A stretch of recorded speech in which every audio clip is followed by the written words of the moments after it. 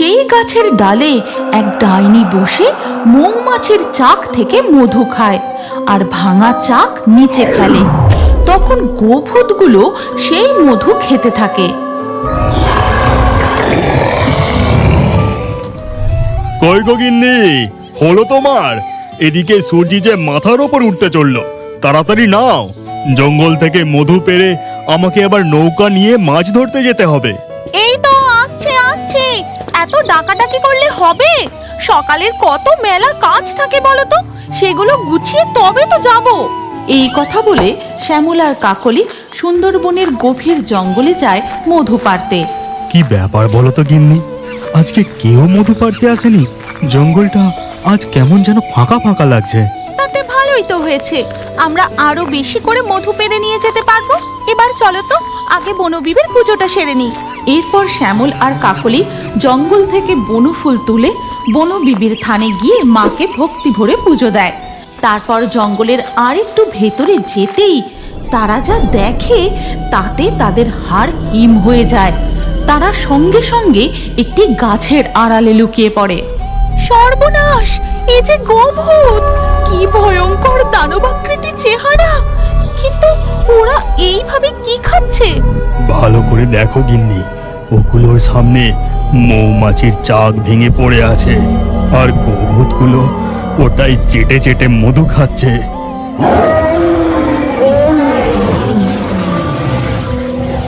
ঠিক তারপরেই দেখা যায় গোভূতগুলো আরো একটি গাছের নিচে গিয়ে দাঁড়ায়। সেই গাছের ডালে এক ডাইনি বসে মৌমাছির চাক থেকে মধু খায় আর ভাঙা চাক নিচে ফেলে। তখন গোভূতগুলো সেই মধু খেতে থাকে। ওরে বাবা, গাছের ডালে যে ডাইনি, আর নিচে গোভূতের দল মধু খাচ্ছে। যদি একবার ওই গোভূতগুলো আমাদের গায়ের গন্ধ পায় তাহলে আর রক্ষা নেই। চলো তাড়াতাড়ি এখান থেকে পালাই। হ্যাঁ গিন্নি, আমাদের এক্ষুনি ফরেস্ট ডিপার্টমেন্ট অফিসে খবর দিতে হবে। এই কথা বলে শ্যামল আর কাকলি দৌড়ে সেখান থেকে পালিয়ে যায় আর গিয়ে পৌঁছায় ফরেস্ট অফিসে। Sir, sir! কি হয়েছে? আপনারা এভাবে হাঁপাচ্ছেন কেন? কি হয়েছে কি? স্যার, সুন্দরবনের জঙ্গলে আবার গোভূতের উৎপাত বেড়েছে। আপনি শিগগিরই কিছু করুন, না হলে গোভূতগুলো আমাদের সকলকে... হোয়াট? রাবিশ! গোভূত আবার কি? ওসব ভূত বলে কিছু হয় না। হ্যাঁ স্যার, সত্যি বলছি, আমরা নিজের চোখে দেখে এলুম। গোভূতগুলো মৌমাছির চাক থেকে চেটে চেটে মধু খাচ্ছে। কে? এই দিন দুপুর বেলায় গরুর ভূতেরা চেটে চেটে মধু খাচ্ছে?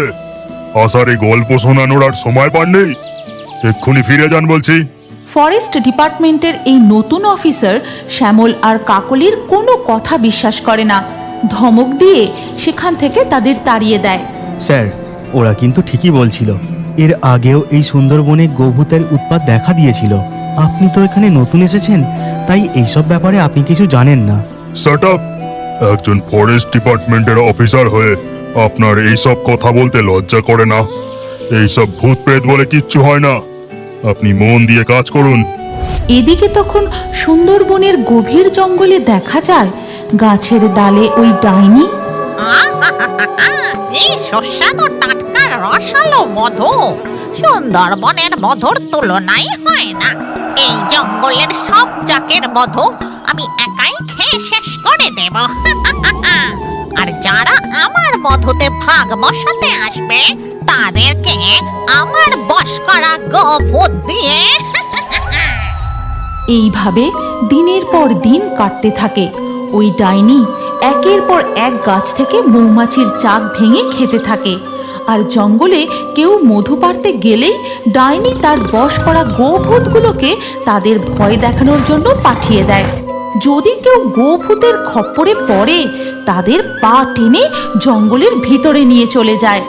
আর এই খবরে গ্রামে ঢিঢি পড়ে যায়। ভয়ে কেউ জঙ্গলে যাওয়ার সাহসই করে না। এ কি বিপদ শুরু হলো বলতো মদনদা? গোভূতের ভয়ে জঙ্গলে যাওয়াই তো দায় হয়ে গেছে। যে যাচ্ছে সে আর বেঁচে বাড়ি ফিরছে না।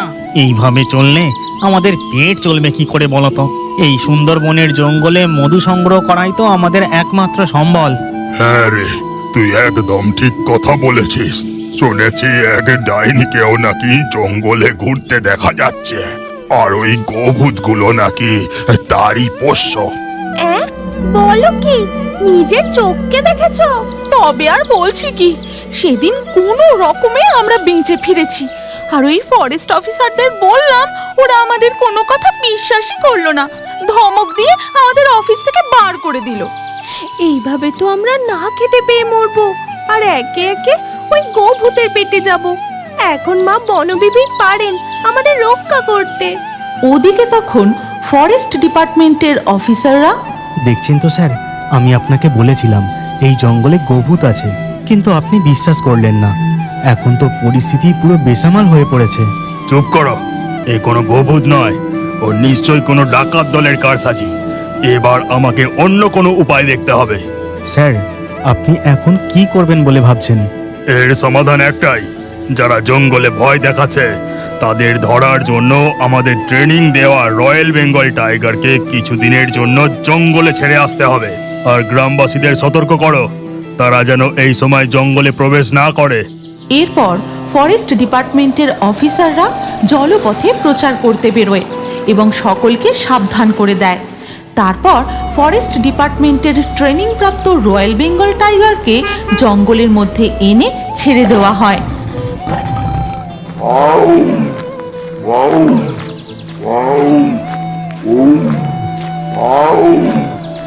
এরপর কেটে যায় বেশ কিছুদিন।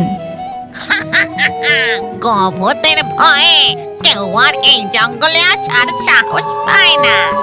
এখন এই গোটা সুন্দরবনের জঙ্গল আমার। জঙ্গলের মধু, ফুল, ফল সব আমার। এখানে শুধু আমি রাজত্ব করব। এইভাবে ডাইনি জঙ্গলের অনিষ্ট করতে থাকে। একের পর এক মৌমাছির চাক ভাঙতে থাকে, ফল ফুল ছিঁড়ে নষ্ট করতে থাকে। জঙ্গলের পশু পাখিরা শান্তিতে থাকতে পারে না, প্রাণের ভয়ে এদিকে ওদিকে দৌড়াতে থাকে। গোভূতেরা চল আমার সাথে, মধু খাওয়া তো অনেক হলো, আজ একটা বাঘ শিকার করে আনি, তোদেরও পেট ভরবে আর আমারও।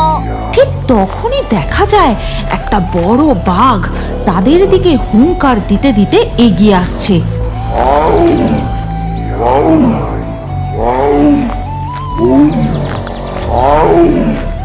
আমার এলাকায় বাঘ এসে হুঙ্কার দিচ্ছে, এর সাহস তো কম নয়।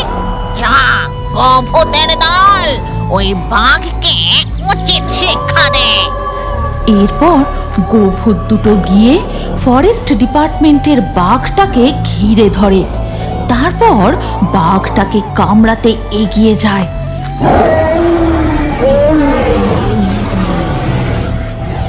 হিংস্র গোভূতের ভয়ে বাঘটা দৌড়ে পালিয়ে যায়।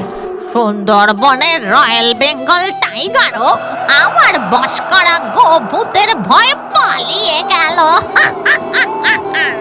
ঠিক তখনই ডাইনি দেখে একটি সাদা শাড়ি পরা বউ ওই বাঘের পিঠে চড়ে তার দিকেই এগিয়ে আসছে।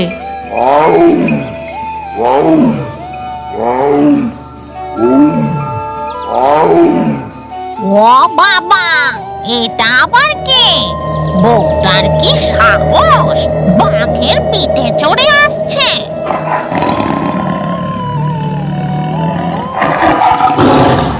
স্তব্ধ হও ডাইনি, তুমি এই জঙ্গলের অনেক অনিষ্ট করেছ।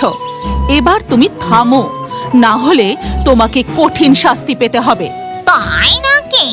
কে কে শাস্তি দেবে আমাকে? এরপর ডাইনি গোভূতগুলোর দিকে তাকিয়ে বলে, যা যা গোভূতের দল, ওকে একেবারে। গোভূতগুলো গর্জন করতে করতে বউটির দিকে এগিয়ে যায়, কিন্তু বউটি গোভূতগুলোর মাথায় হাত দিতেই গোভূতগুলো কেমন যেন শান্ত হয়ে যায় আর পিছন ফিরে একে তোরা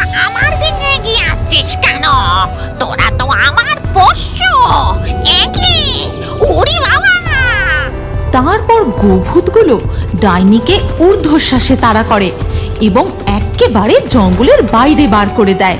তারপর বনবিবি গরুর অতৃপ্ত আত্মাগুলিকে সঙ্গে নিয়ে অদৃশ্য হয়ে যায়, আর ফরেস্ট ডিপার্টমেন্টের বাঘটাও ডিপার্টমেন্টে ফিরে আসে।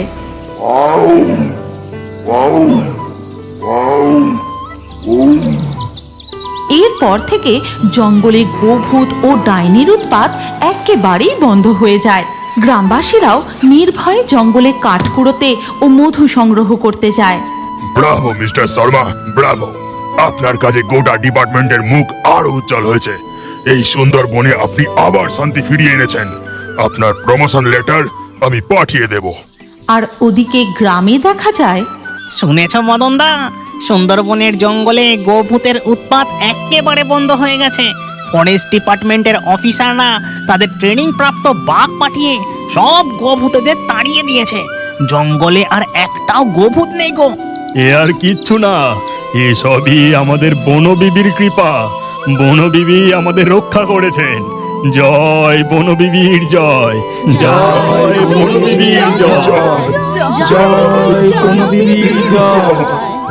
চলো গো সবাই, আমরা বনবিবির থানে গিয়ে পুজো দিয়ে আসি। তারপর সুন্দরবনের গ্রামবাসীরা খুব ধুমধাম করে বনবিবির পুজোর আয়োজন করে।